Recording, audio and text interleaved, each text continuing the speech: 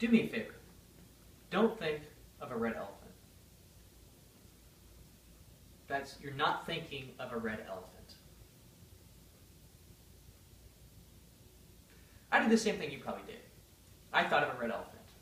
Now, the reason was unknown until the mid-1970s when two men, Dr. Richard Boehner and Dr. John Greiner, discovered neuro-linguistic programming. Neuro-linguistic programming, or NLP as is more commonly called, is the study of subjective thought. Or to put it another way, is the study of the unconscious mind. In this speech, you'll learn what NLP is, some uses that it has in your everyday life, and how politicians and businesses use it against you. So why did your mind think of a red elephant when I told you not to think of one? The reason is, and the purpose behind, and the reason why Dr. Richard Boehner and John Greiner wanted to discover neurolinguistic programming is because your mind first has to think about something before it cannot think of it again. So, neurolinguistic programming, why such a terrible name? Well, the term neuro stands for neurological, or how the brain works. Linguistics stands for how your mind communicates and how it interprets communication verbally and non-verbally.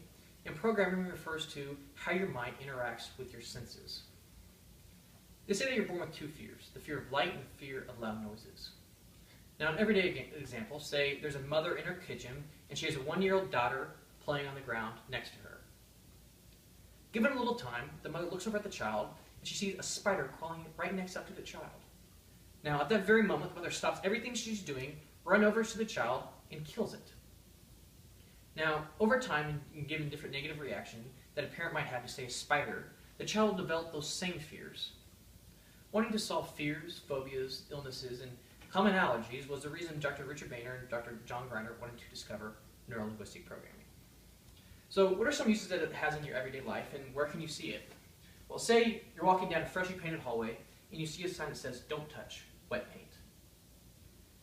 Your mind first is thinking about touching that wet paint, or why should I not touch that wet paint before I continue walking down the hallway? The same can be said if I were to say, "It's icy outside. Don't fall and break your neck," compared to, "It's icy outside. Watch your footing." One is implying that you're going to fall and break your neck, which is entirely possible now that I said it, and the other is telling you to simply watch your footing. The reason that NLP is involved in those is because it is your mind first has to think about something or a negative reaction before it cannot do that very thing. Another thing that NLP has discovered and now is commonly used in your everyday life is called anchoring. Robert Dilts, the man that Boehner and Greiner studied under, discovered NLP, and then those two guys carried it out further. Anchoring is an internal response to an internal or external reaction to achieve a certain reaction. So, example, say you smell your favorite dish cooking and it reminds you of your grandmother's house when you were young. Or you hear that song on the radio and it takes you back to the vacation you took with your family last summer. Or say you see a picture of your family that brings a feeling of love, care into you. Those are all examples of anchoring. It's the same idea behind Pablo's dog. Anytime Pablo rang the bell is used as the anchor. The dog's mouth started to salivate, which was the internal reaction. Politicians and businesses also use NLP. They use a technique such as word suggestion. Word suggestion is an example of, so straight out of the current political debate, the term assault rifle is used. The term assault rifle is used over its relative term AR-15 is because the term assault brings a negative connotation and brings up a negative picture inside the listener's mind. The reason that the politician used the term assault rifle is because he wanted to paint that negative picture to get the listener to achieve a certain reaction. That is to not vote for the politician wanting assault rifles or AR-15s. Again, it can be said about the abortion debate. If you're for abortion and you like abortion, you'll call yourself pro-choice. Then those very people will call their opponents anti-choice. Now, if you dislike abortion, you call yourself pro-life, and they'll call their opponents anti-life. Now, the reason those negative terms are used by the people fighting for those issues is because they want to invoke a certain reaction from the listener. Another technique is called pacing and leading. President Obama has been quoted multiple times saying, "We were all born in America, we all love America, we all fight for America, and we'll all vote for change." Now, a pace is a statement that is true, undeniably, and both sides will agree it's true. A lead is a statement that appears to be true, but if you think about it further, it is not. The purpose behind the technique of pacing and leading is used to have a pattern of a yes, saying yes to certain things to achieve a certain reaction subconsciously.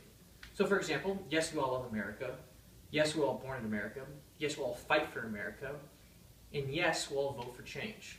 Now, yes, we'll all vote for change is not a pace, it's a lead. If you think about it further, yes, we'll all vote for change. It's subconsciously telling you to vote for President Obama because that was his campaign slogan in 2012. Now, businesses also use NLP. They use a technique called value extraction. Value extraction is finding out why people are doing certain things.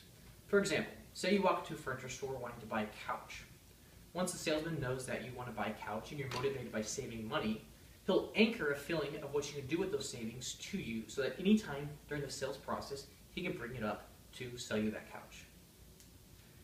Now, you might thought of a red elephant, and the reason is because NLP, neuro-linguistic programming, first, neuro stands for neurological, or how your brain processes what's being said, red elephant.